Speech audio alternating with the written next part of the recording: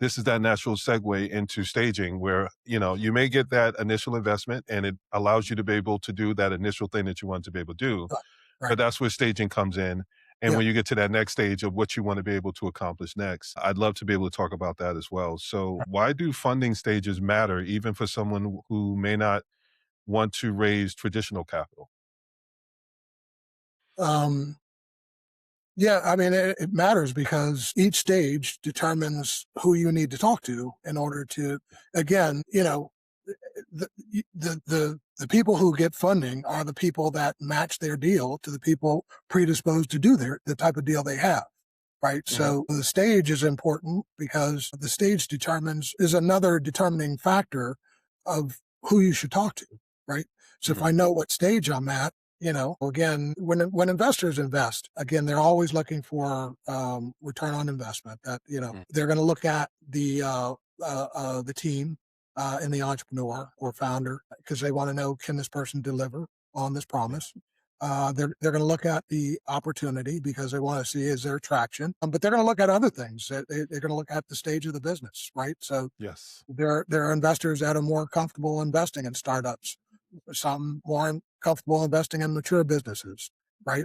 Some more comfortable investing in companies that are, ready to do an initial public offering or take their stock public on Hmm. one of the major stock exchanges. The investors are going to look at, where are you geographically located? You know, Yes. if I invest in a company, more than likely I may at some point want to visit to see how my money's doing, right?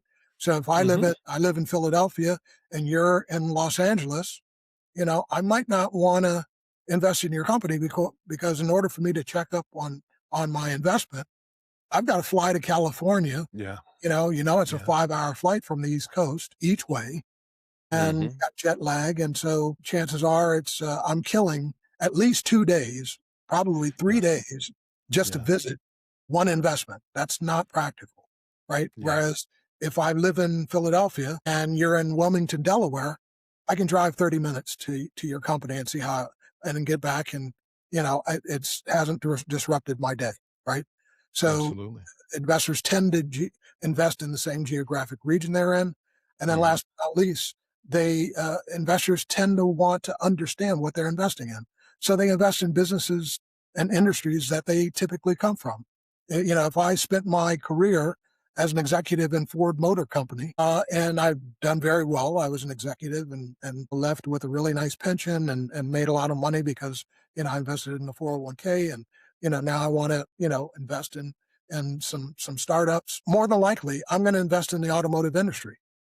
Hmm. I'm not invest in information technology. I may not understand anything about information technology. Familiarity. Yeah. I read a business plan for a company that's in the information technology industry. I have no way of telling whether or not you're going to be able to deliver on this or whether anything you're telling me in your business plan can be done within the confines of your industry because I don't understand your industry. But if Right. the business plan I'm looking at is something to do with the automotive industry, I understand that industry having worked in it all my life.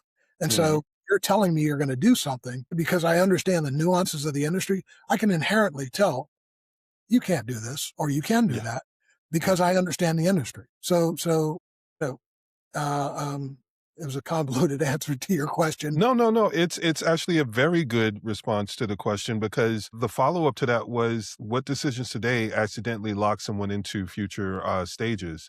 Yeah. But it also covers, when we're thinking about stages, we just talked about someone may start with a GoFundMe. They may graduate up to a crowd funding. They may get to another stage where they get further into it. Every time you check that box and you can show that you were able to deliver on whatever it was that you were saying, then it allows you to be able to have that conversation with the next tier up from there. So Yeah. when we're talking about stages, it's not just your business stage, it's where are you in your business?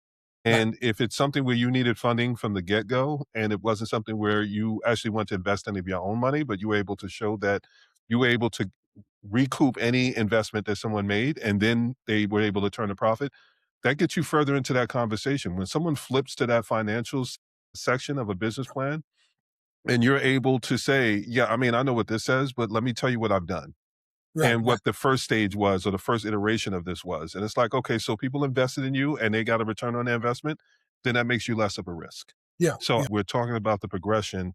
And as much as I know that there are some larger scale businesses, I want to kind of give the game to the smaller scale businesses that there are some people who have some really great ideas. yeah, I know we joke there is no such thing technically as an original idea, but you can find a great way to take an idea that's out there yeah, and be able to turn a business idea into a business opportunity and then turn that into a thriving business. So yeah, you yeah, don't always need the money.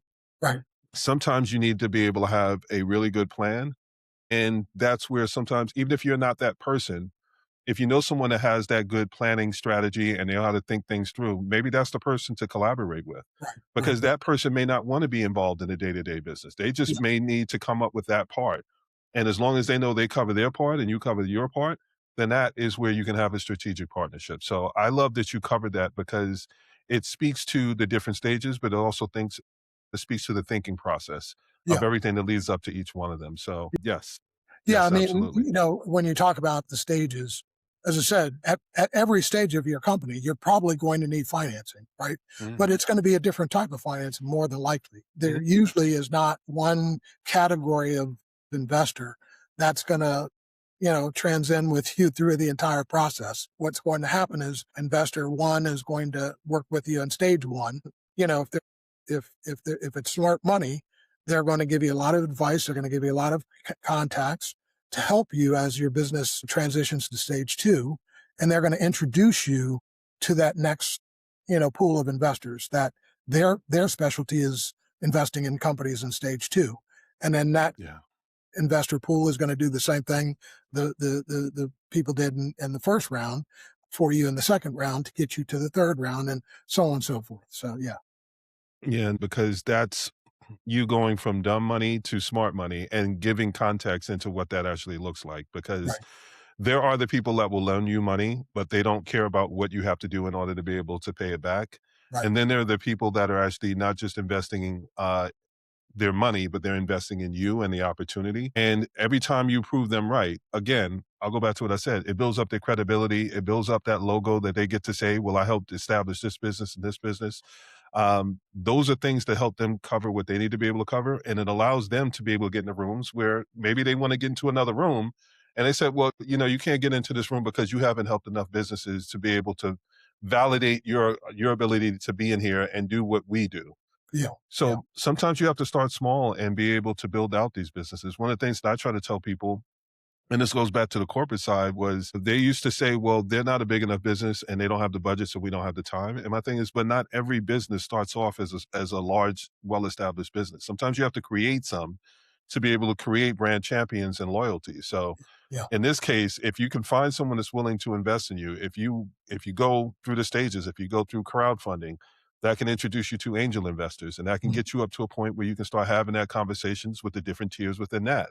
yeah, And then you can just continue to work your way through it. But it's giving you the credibility along the way. And then the leverage that you have is that you can show that you've been able to live up to everything that you're promising. And that gives that person credibility. So yeah, if yeah, you're ever in those conversations, that's something to think about. It's not just you with your hand out, it's you giving them a story that they can tell. Because at the end of the day, yeah. and you've touched on it, and I will touch on it from the advertising and marketing standpoint, a story sells better than any idea that you may ever have.